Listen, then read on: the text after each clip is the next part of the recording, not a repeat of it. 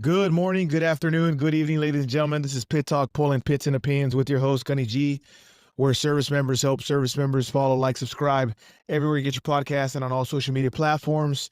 Let me know how I'm doing. Any criticism is good criticism.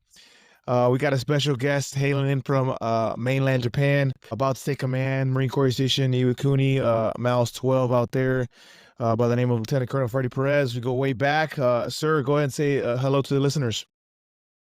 Hey, hello everybody, and thanks for having me back on. I appreciate it. Let's get into it. Absolutely. You know what? I thank you for coming on because you came on maybe last year and you talked about toxic leadership. And to be honest, it's been the top 5 podcasts or sessions that I've had so far. And I guess people like what you have to say.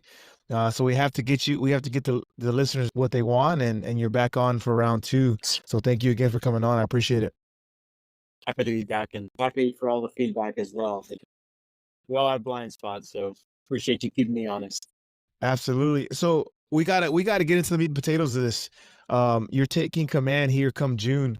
Last week of June, or third week of June, sometime there, or what is it? June 13th. June 13th. Okay, right in the middle.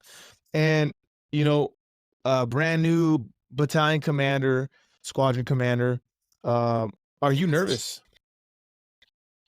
I wouldn't say nervous. I'm very excited. I think nervous is that this is probably the last 2 years of kind of where the rubber meets the road, because after command, if I'm selected for colonel, then I'm going to be in a staff field. So this is going to be the some of my career that I get to be so close in the trenches with the Marines. And I know I'm going to miss that after 26 years of service, man. I already know it's coming. So that's probably why I'm nervous, but I'm more excited about the opportunity to inspire young Marines and bring some of that old school kind of thinking, try to bring that back.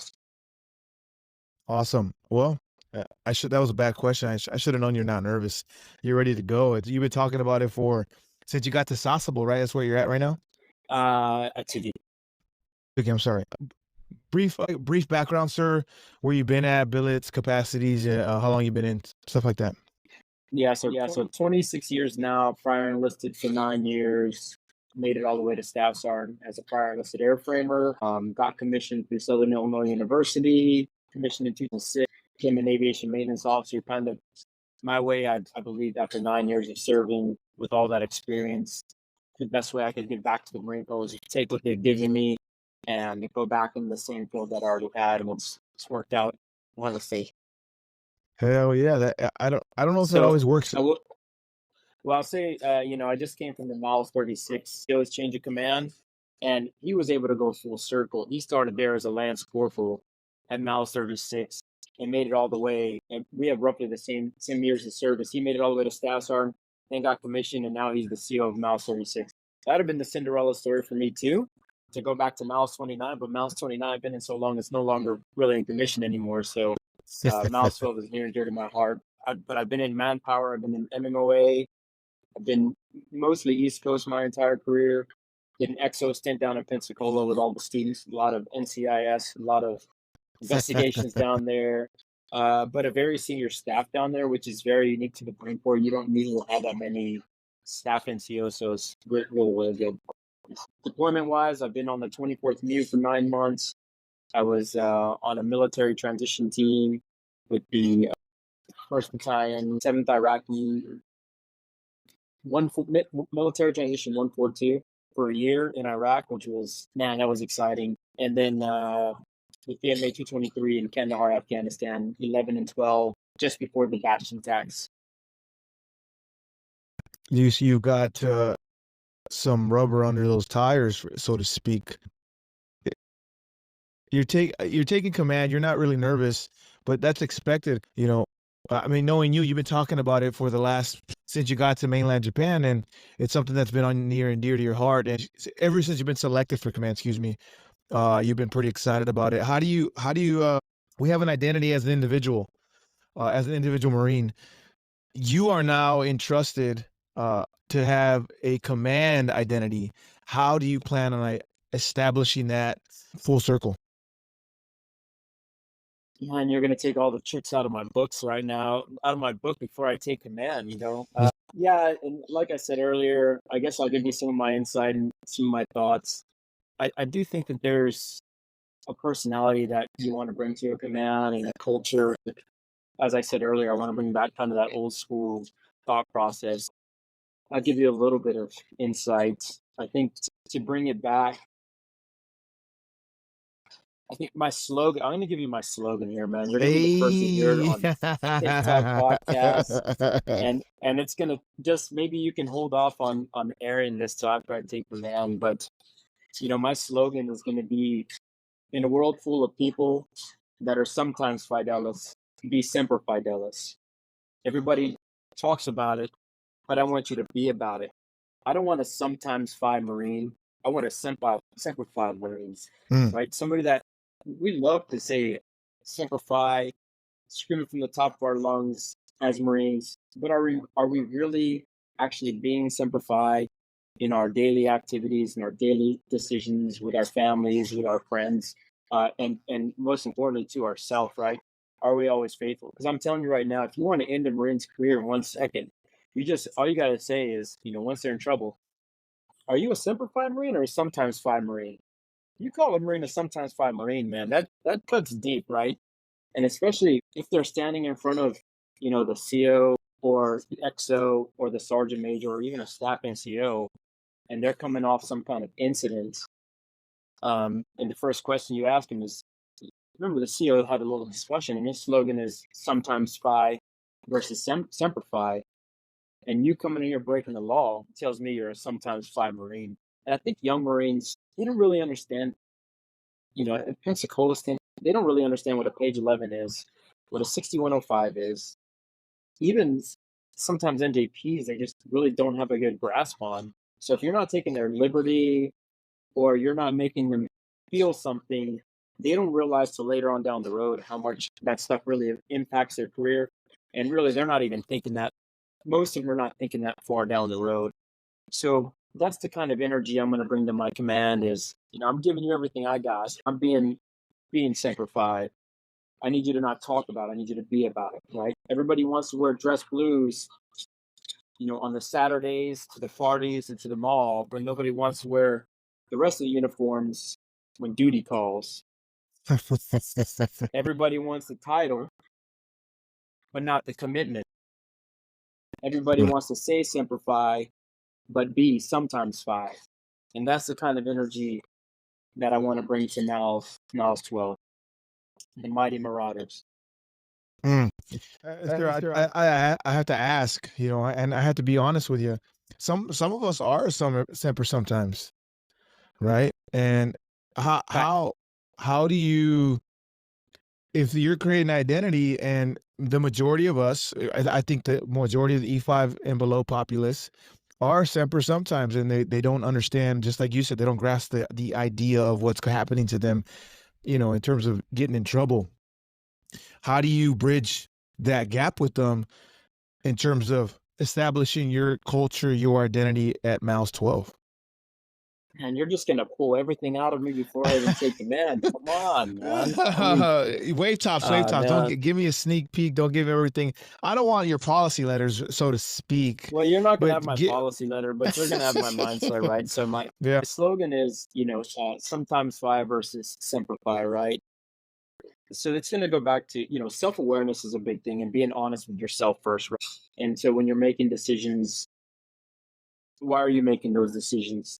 To do something unethical, immoral, or illegal, right? Because we all know what's right from wrong, and a lot of us were taught that as we grew up. But I think when it comes to self-awareness, I had this discussion the other day where a lot of people have grown up their whole life and they don't know how to deal with rejection.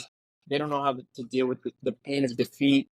So a lot of times, even if they know right from wrong, then it's not till they join the Marine Corps that they're experiencing some kind of setback, heartbreak, failure.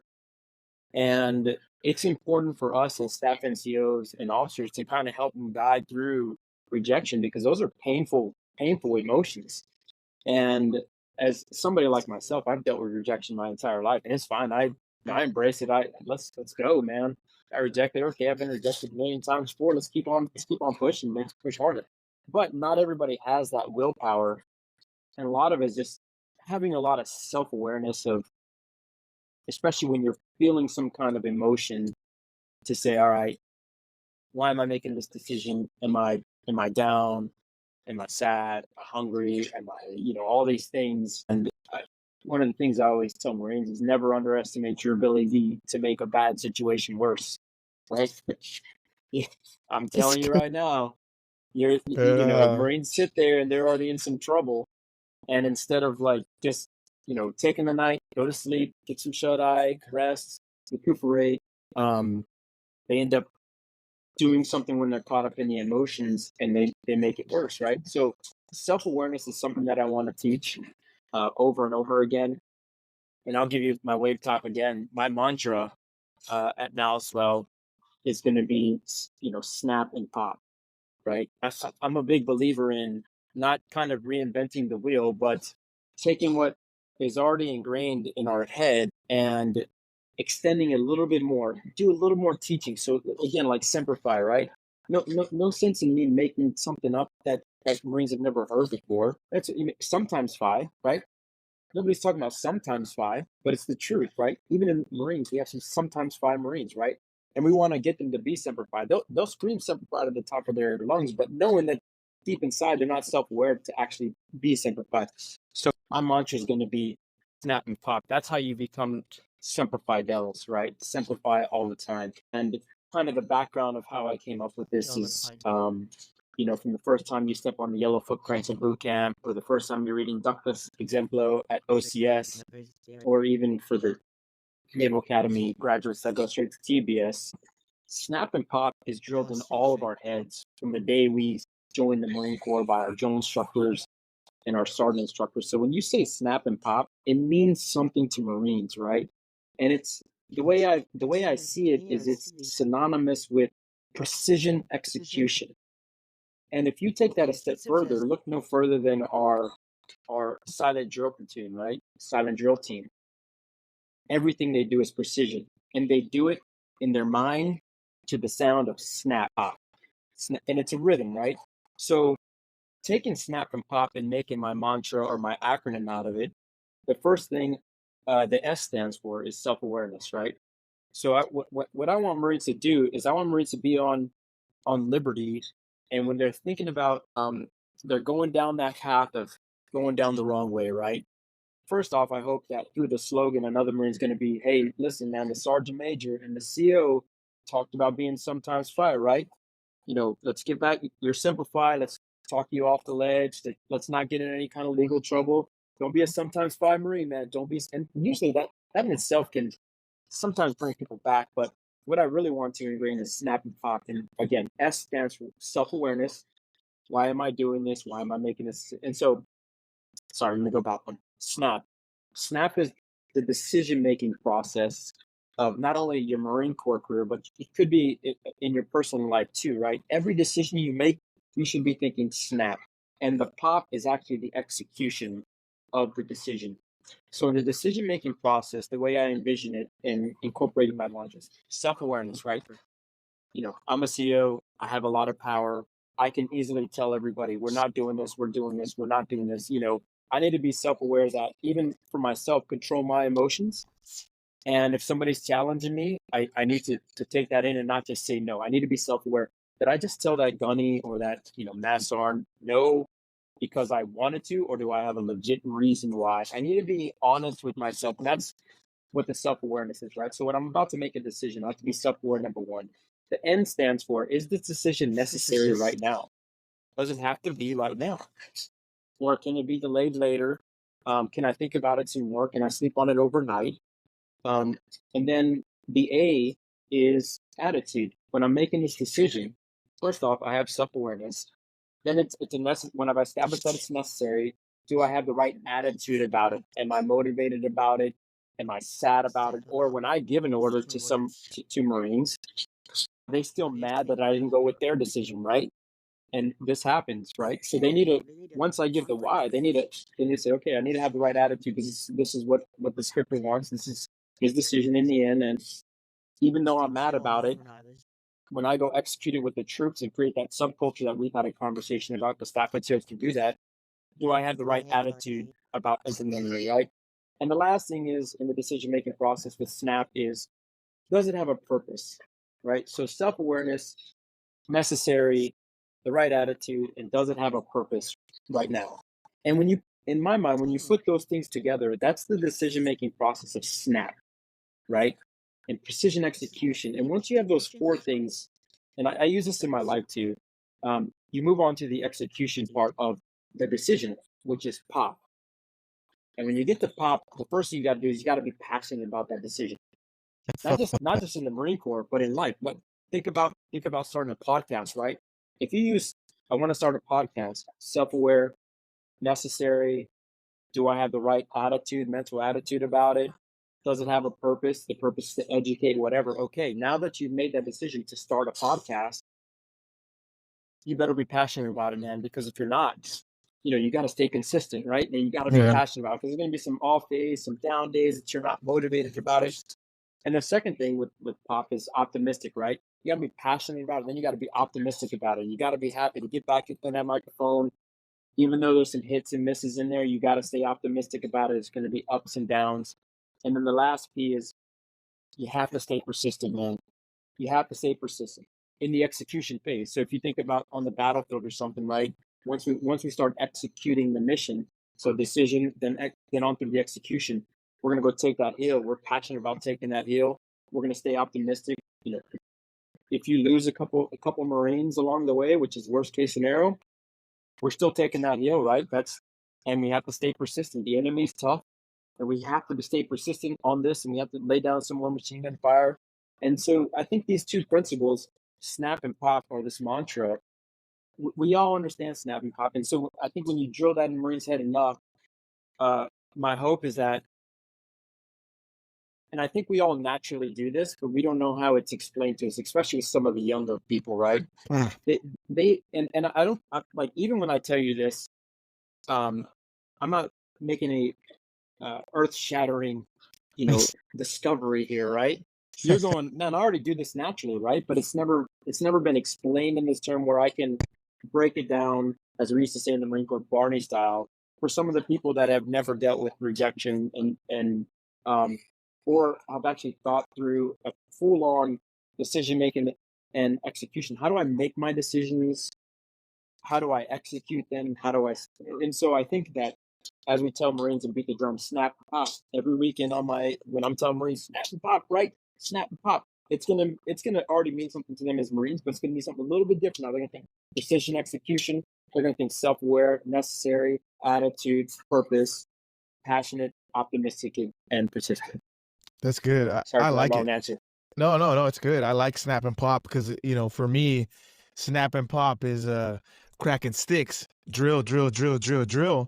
And it kind of co-aligns, and I think that's where you're trying to get it. It's almost get that post-traumatic stress disorder and anxiety built up in the Marines, right? And say, like, look, hey, snap and pop, drill. This is what we're doing, and are you doing it right? If not, we got to do it again. Right. So, man, and in the Marine Corps, precision execution, small wrong decisions in our line of business can get people killed, right? Even in the aviation world, you got CBIs, you got inspectors, and if somebody's not making the right decisions and going through the decision-making process to the execution, small decisions can really be catastrophic. And I think we need to beat the drum on why we're making a decision. Because like I said, never underestimate your ability to make a bad situation worse. And you want to reset. A bad situation worse. I was talking to Nando.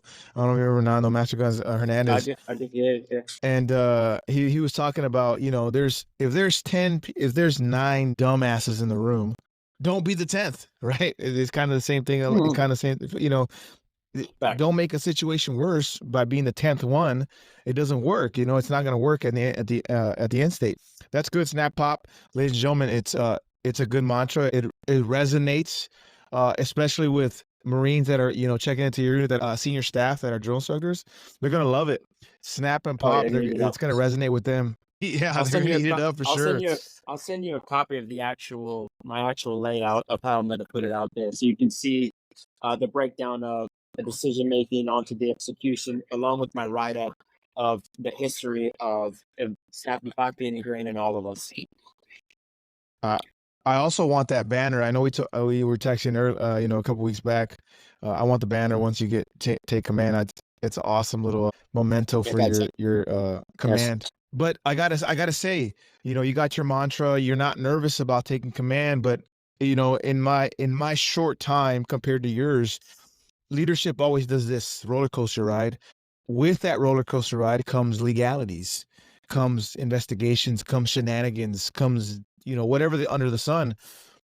Do you think because you're gonna create a footprint of snap and pop, do you think that you're gonna run into a lot of friction in terms of breaking the mold or breaking whatever they're going through or whatever they're so used to with the previous battalion commander? Not saying that he's bad or they're bad. I'm saying with change of leadership comes a lot of friction because they're trying to figure out who the new BC or the squadron commander is.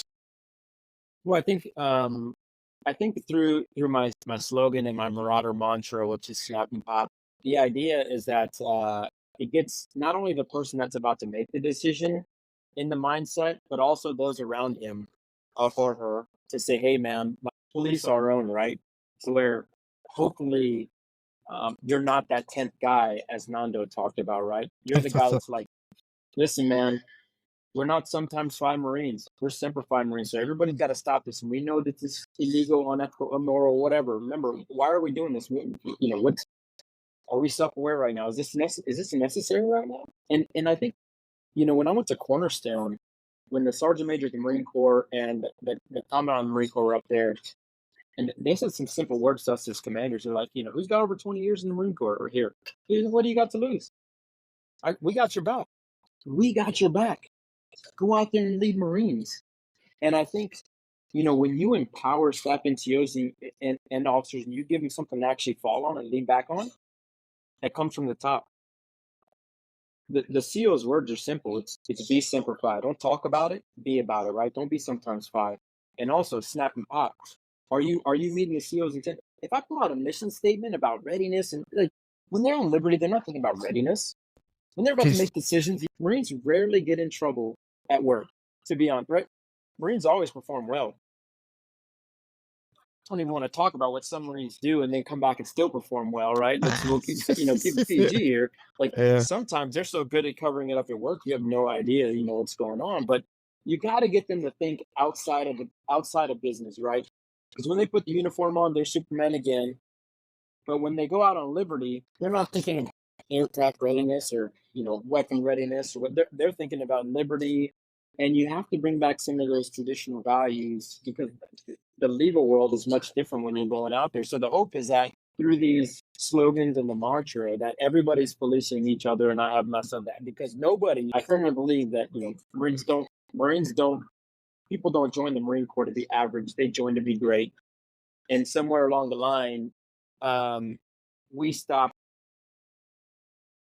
holding them to that standard. If we're not at least maintaining the standards, then by default, we're lowering the standard automatically. And Marines see right through that stuff. There's subtle things you can do that Marines can see. Boss doesn't trust me. We can't do this, can't do that. I need a little bit more, boss. Okay, we know that means you basically don't trust us. You indirectly say things without having to speak them say them out loud.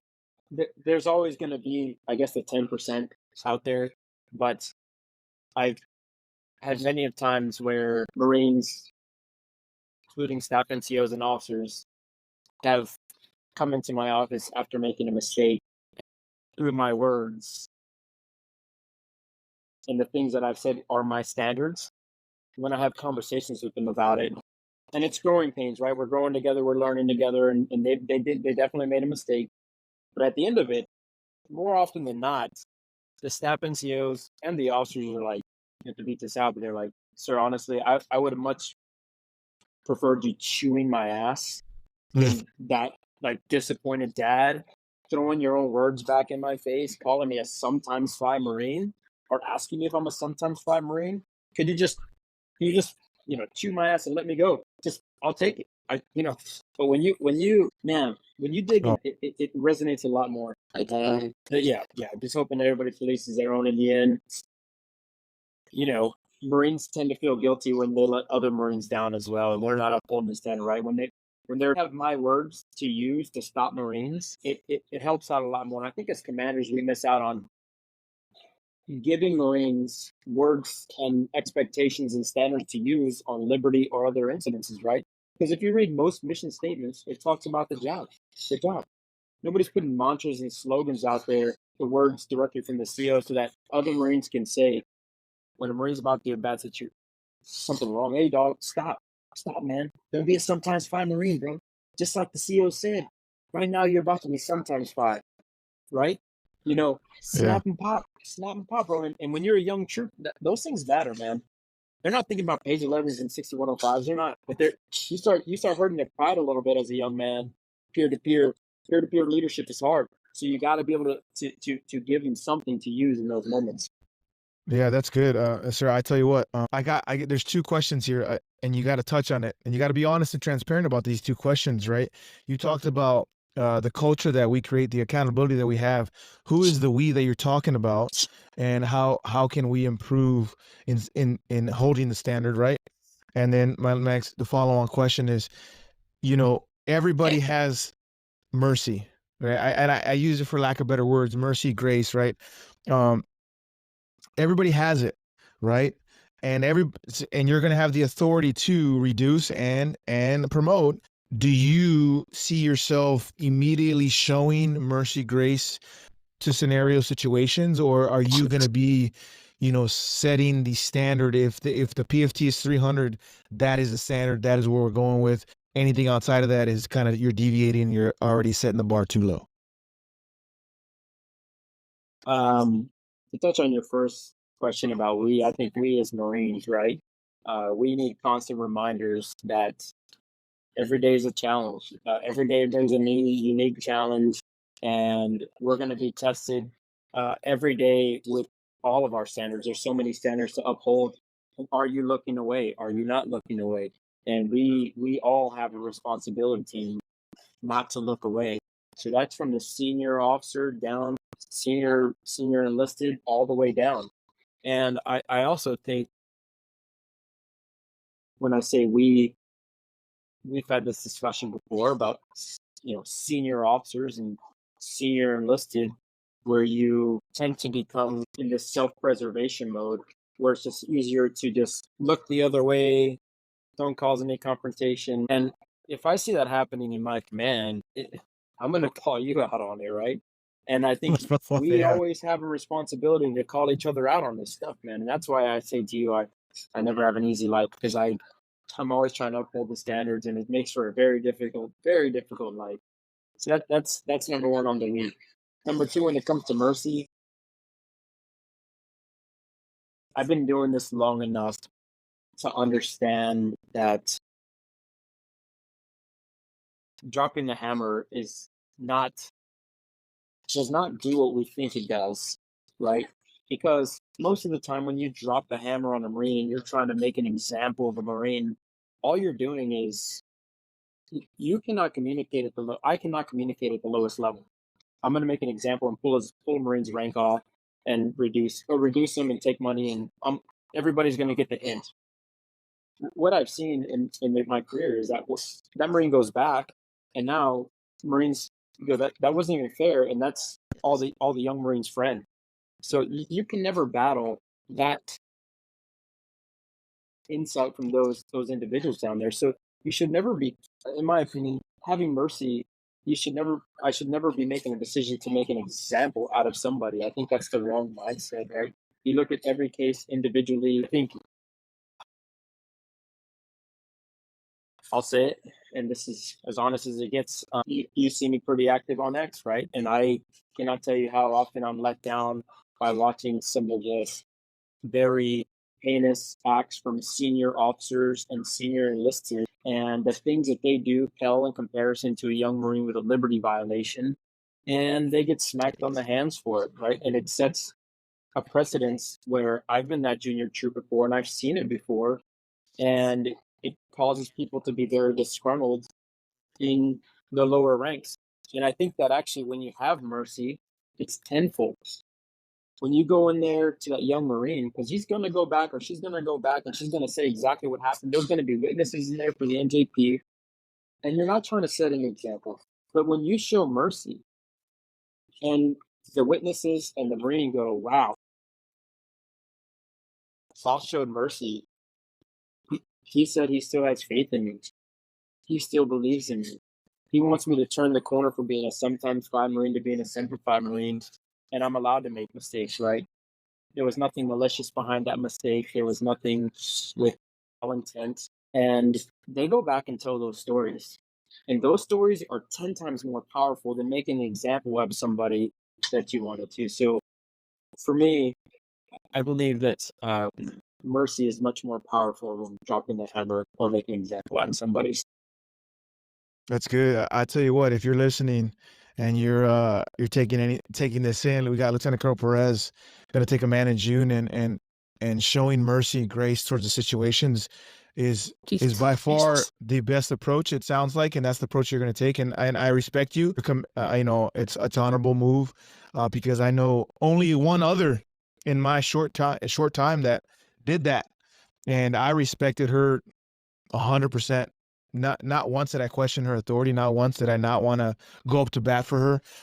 Lieutenant Colonel Batson was a very, it's kind of weird to say, but she applied mercy and grace in every single NJP, every single ADSEP, every single time, and it's an amazing experience to see. And she's not in it with, she's not in the weeds with the senior officer, right? She's outside. She takes herself outside of the picture, outside of the scope, and she can make a informed decision about the scenario. And it's great. It's good leadership. Well, I'll tell you one thing that a lot of people don't consider is that times change, right?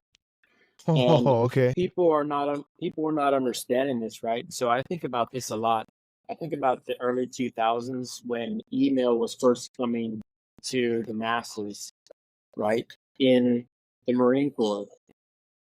Regardless, I never did it, but it happened a lot to where, we didn't have social media and all these other things. But when you got email, guess what? Memes start to get generated somehow, some way, right? And the early 2000s, people were sending out memes and email chains. And the way that the Marine Corps dealt with it was NJP people for sending memes to other users, right? So if you think about how far we've come along, you use that example to say, man, is this what I'm about to punish this Marine for? Do you think this will still be the standard 10, 15 years from now? Mm. And some of these Marines won't recover from this, and now we send memes in every single day. Tell me one day you don't send a meme, right? And these Marines did nothing. It was just so new technology at the time. They couldn't send it to their buddies on email, personal emails. That wasn't even really a thing back in. The only way they could have a joke with their fellow Marines was sending it via government email, and people got in trouble for it. And so that's why you also have to think, the long game too, right? Yeah, that's good. And how you're going to impact the Marine's career for years. Think about that. That example that definitely hits home, because you're right. Is it applicable even 5 years from now? Technology is so advanced nowadays. Is it even applicable? Right. The punishment that I'm giving, is it going to be relatable? Is it going to resonate 5 years from now? And is it going to apply? I mean, that's great gouge. I'll tell you what. I have to ask, though, I have to break down the we part again, because I have a firm belief that you create the identity, the culture of the squadron as a battalion commander and whatever, higher leadership we have. But it's the responsibility of the staff NCO. I think that to enforce that culture and identity, when you have battles in generations and cultures where young impressionable individuals are not listening, are not doing what they're told, it's because the standard has been set. And you talked about we as need to hold the line, hold the standard. Who is the we? I think even more specifically, the staff NCO, the unit leader, the platoon sergeant that's there with the platoon commander. we enforce the culture, we enforce the identity, and I think that it would be unfair of me to say not to say that there's some truth to it, because I see it now in this command that we're doing. It's just a weird culture, and I don't understand why E5s and below are making the decisions that they're making. And people say it's the staff NCO, and not that the staff NCO is doing it. It's just, you're right. They're turning the other cheek. They're turning a blind eye, and they're not holding standard. And I think that we have to address that as leaders. How do you plan, if that is the case for your, and I hope that's not the case for, Mouse 12, but if that is the case, if that is a scenario, how do you plan on tackling, the senior enlisted in your squadron? This is probably the easiest answer I have, to be honest. And I think in the world we live in, don't get this misconstrued, but as the commanding officer, I need to be very cognizant of my pronouns when I use we and when I use I, right? Specifically, it's my responsibility. I take full accountability for what happened, right? Because that's me. I'm the commanding officer. But we as an organization, right? I won't take credit. I'm not taking credit for everything. If somebody's giving me stuff, that's what so and so and so and so. But when you talk about the staff NCO core specifically, wholeheartedly concur with you. I set the tone for the organization, but as soon as I go into my command, the first thing I'm going to tell my staff NCOs in my meeting is, I have the highest standards in this whole organization for my staff NCOs, and the reason is because of a unit of 500 Marines, 95% of them want to be like you, not me. They want to be you. They want to be you, Gunny. They want to be you, Staff Sergeant. So the standard that I have for you is higher than anybody else in my unit. And if you're a staff NCO and you're not holding to the standard or above the standard, we got a problem. Because these Marines want to be like you. They don't want to be like Lieutenant Colonel Perez. They want to be like Gunny Garcia. Right? Maybe later on in life when they, when they get a little older and maybe they want to change their goals. But initially, we come in the Marine Corps, we all want to be the sergeant major, right? Because it's right out of boot camp. We all want to be the gunny. So in the first 5 years, I think my staff NCOs have the biggest impact of retention on Marines getting out and creating that subculture. But I have to reinforce to the staff NCOs that I have the highest standards for them, and they will maintain those standards because the Marines look to them. If the Marines want to be more like me than you, that's a problem. That's a problem. Ouch. Big problems. If the majority of the Marines want to be like the CO more so than the gunnies and the staff NCOs, we got a problem in my command, and it ain't me. Man, I'll tell you what, it's gonna be a I hope that's not the case. I hope that's never the case for any new commander taking command, because that'd be it's a hill, definitely a hill decline for sure. For sure.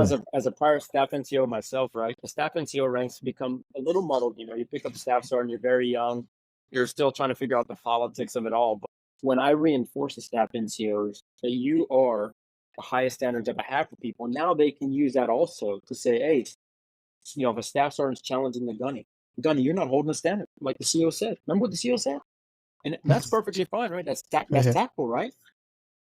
Yeah. I'm just, hey Gunny, tell me, are you holding the standard, Gunny? I've done that my entire career, man. With everybody, even as an officer, like, hey, sir, you ain't holding the line. Tell me I'm wrong. Tell me I'm lying, right? I'm okay with a healthy debate, a healthy skepticism. I talk about healthy skepticism is good. It's good for you. It protects you from just becoming the yes man or yes woman, and it protects you from going down the lane of doing something illegal. Again, by challenging all the staff NCO core and empowering them to say, hey, you are the standard. You better raise the bar because 95% of the Marines want to be like you, not by me. Again, it's that whole, like, we can all hold each other accountable right now. Because, hey, Gunny, you ain't holding the standard that the CO's talking about. Remember, all these Marines are looking at you. You got 500, you got, 400 sets of eyes on you. On you. Not me. That's true. I mean, you hit the nail on the head. I tell you what, we both agree on the subculture in terms of staff NCOs, and it's not good to be. Well, I think as a collective, generally speaking, I think that the staff NCO core is going to get uncomfortable. At least your staff core, it will be uncomfortable because they're so used to doing and being who they are, and when you get them outside those lines, it becomes uncomfortable, and it truly shows who they are when adversity comes. And I think that adversity is good. It builds resilience, and Very good. it sounds like you want to create an impression, you want to create a footprint, and it sounds like you're in the right direction. At least it feels this way to me in conversation, and I hope that it sticks to the wall. What are some I know that your time is Real precious. quick. Yeah, go ahead. Let me touch on this real quick. But where's the lie in what I just said? 90% of my memories want to be like you. Where's the lie? There's none. It's I always, we talk about, your son was in recruit training during the time that I was there, and we talk about who do the recruits want to be like? The senior NCO or the staff NCO that's in charge of them. That's who they see. That's who they want to be. And it goes in waves, and it transitions from the drill instructor to the MCT instructor, whoever it is at the time, but that's who they want to be, their staff NCO. It's not, and even in the fleet, it's the same thing. You're teaching, you're coaching, you're mentoring and you want to, as a staff NCO, you want to leave a better product and an organization because you're teaching them how to do your job. And if you do that, they're easily coachable, and they're easily mentored with on duty and off duty conduct, liberty, whatever the case may be, right? And I agree. And I completely agree. leadership's a long-term investment, so you're not going to see the results till later on down the road. So there's no, I can't tell you exactly what right looks like, but you'll definitely know when you see it, when Marines are calling you back up to promote them, or they're calling you later on down the line. Right, so you'll know it when you see it. Yeah, absolutely. I'll tell you a funny story to keep it short. I have never, up to this duty station and last duty station, I've never really promoted a Marine up until I got promoted to a staff NCO. Yeah, sure, I did read warrants, sure, whatever. Yeah, but it became a thing when I became a staff sergeant. Like, well, I get to promote you. You want me to promote you? That's dope. Long term. Yeah, long term, and you'll see it. Long term. Right? Hey, can you come to my promotion? Even if you don't promote somebody, the principle in inviting you, and you're not even there, it resonates. So I agree with you there, sir. I appreciate that word, that good gouge. I gotta make you uncomfortable here. And so hopefully, you're quick on your toes. Taking command, you're never gonna see the fruits of your labor. That's her in anything you do. You have command, you're taking command, and I'm excited for you. What do you think is going to be your biggest friction point outside of what we already talked about? Obviously, those are some topics of conversation, but what do you feel is going to be your biggest friction point moving into your command? People will be uncomfortable with my leadership style. I'm talking about adjacent units, other commanders, maybe even higher, because I have no problem disagreeing with people. Again, I can disagree with you. My job is not to like or dislike anything, but I'm always comfortable in that area of challenging the status quo, right? So I think that, with the biggest challenge I'm going to have is not even my own command, because I embrace disagreement. I embrace whatever's on their mind. It's not going to they're not going to hurt my feelings unless they're being very unprofessional about it. But I know that, and nobody's going to make me uncomfortable. I hope that they plant seeds in my head so that when I make a decision, that's what I expect of them. But the two things I think are, my peer group, the other commanders, if we're in a room and they want to do something, and I just say, that's not happening. That's not the way this works. That's going to be a friction point. I think even with my boss, my job is to not just tell him what he wants to hear, right? I'm going to say things he's probably not going to like, and it's going to get uncomfortable. But in the end, when he makes the decision, then I go back and enforce that decision. But I always will leave a nugget for the boss to think about, whether he likes it or doesn't like it. That's not my job, is to tell him what he doesn't like or what he likes to hear. It's to tell him the truth. And a lot of people, that's what makes it the most uncomfortable. And I also think that another biggest challenge is the politics of senior officers and senior enlisted, right? We talked about toxic leadership. Sometimes we miss that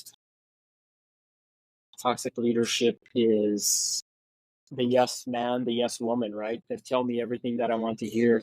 Yes, that's and then do something behind your back. So I gotta watch. Command is going to be very intoxicating. Everybody's going to tell me what I want to hear. Not everybody operates like me. If I feel like in my brain I'm about to lose some sleep. My boss is going to know about it. My sergeant major is going to know about it. Everybody's going to know about it Mm, because I'm losing sleep over it. But some people, I don't know how some people sleep at night, but they do. If I'm going to lose sleep over it, somebody's going to know. So I think that's it's important, right? And I think that those are going to be the biggest challenges that I have in the unit. I do got, one more. Time's precious. We got, again, we're Yeah. not getting paid to listen, and we ain't getting paid to run our mouth. It's just kind of just two guys talking.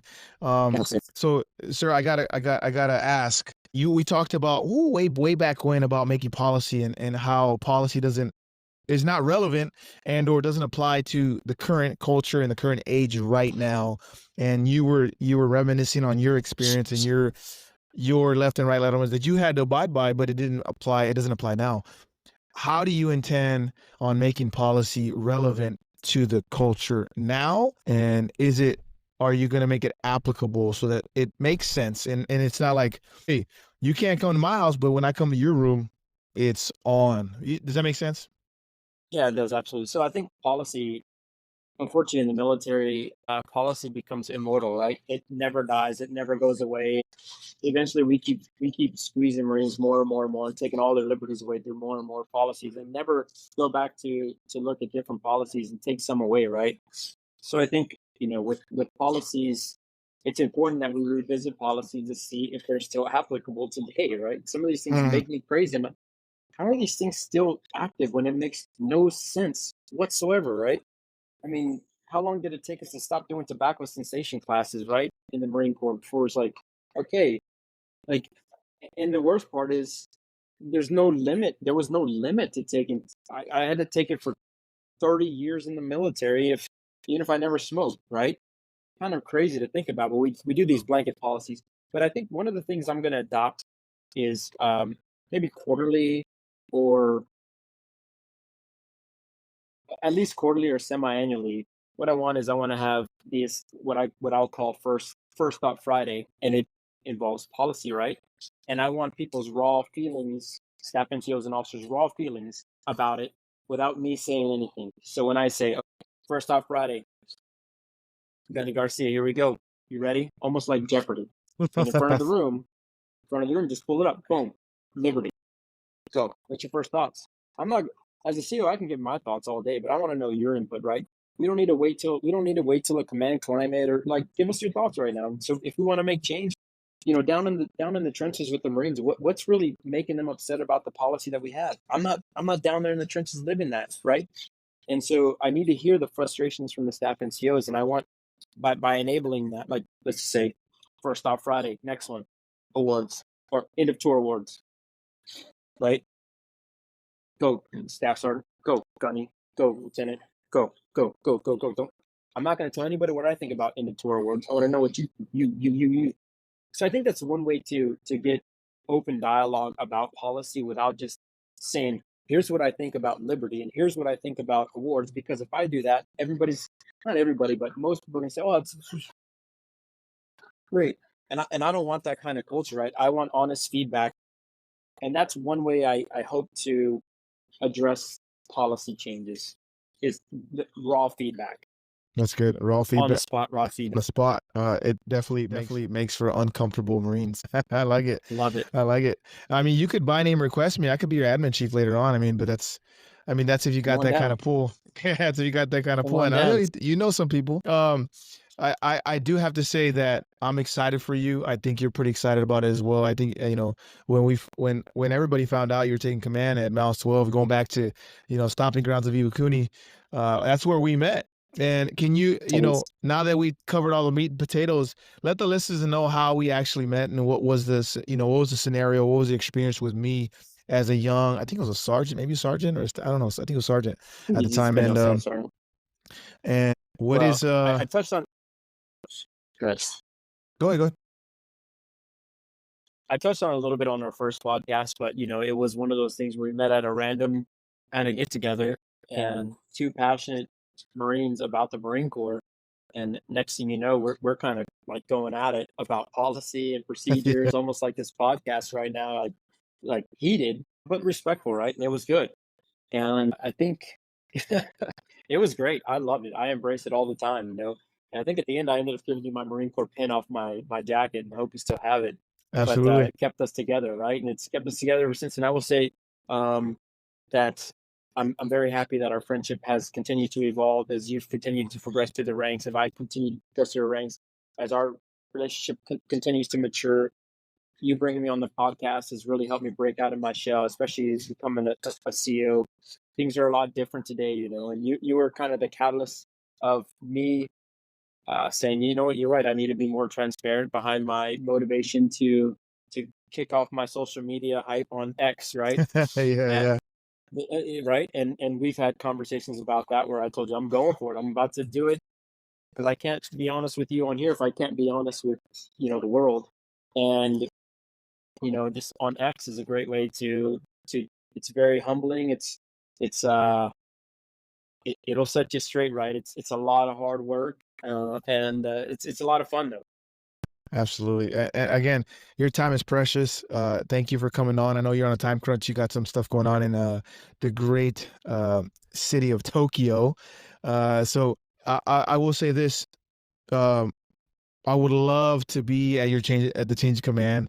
I will do my very best to get out there on a AMC Patriot flight just to come see it with Yeah, with the fam. That would be dope. yeah. I think I can make time for that, and I mean, it's it's in like 2 weeks, so I got to see. I don't think I have that much leave in the books, right?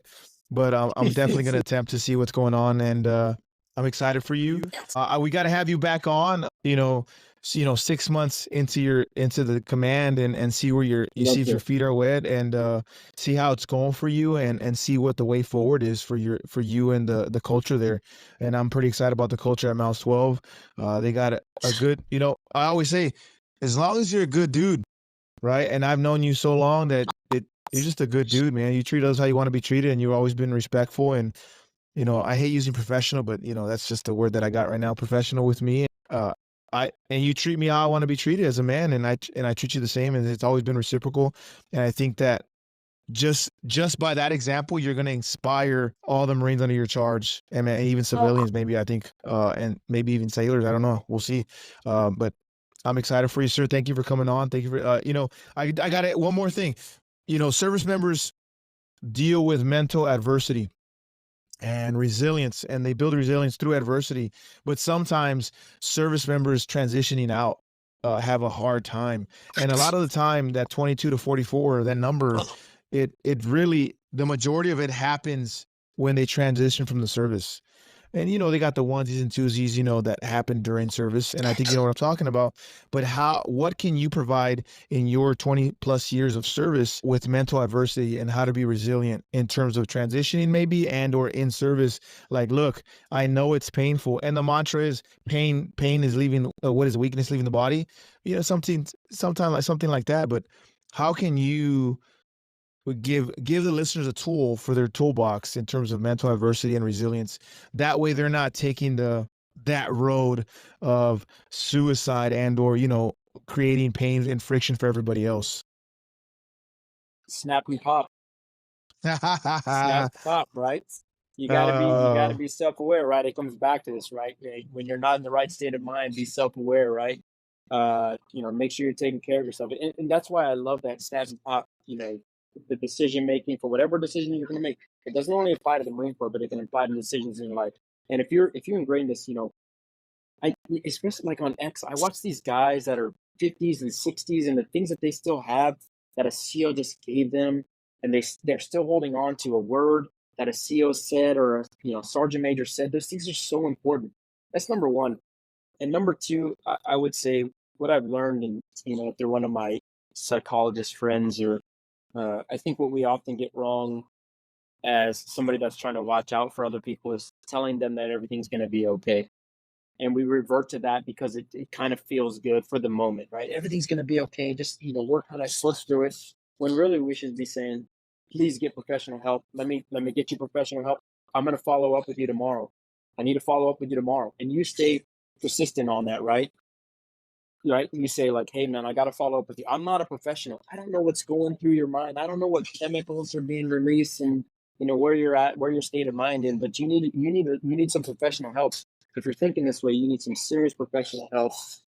And don't say everything's gonna be okay, man, because if it's not okay tomorrow, and that service member, something happens to that veteran or that service member that you just said it was going to be okay, that's going to be a hard pill to swallow for yourself as well. So I would say those are the two things, right?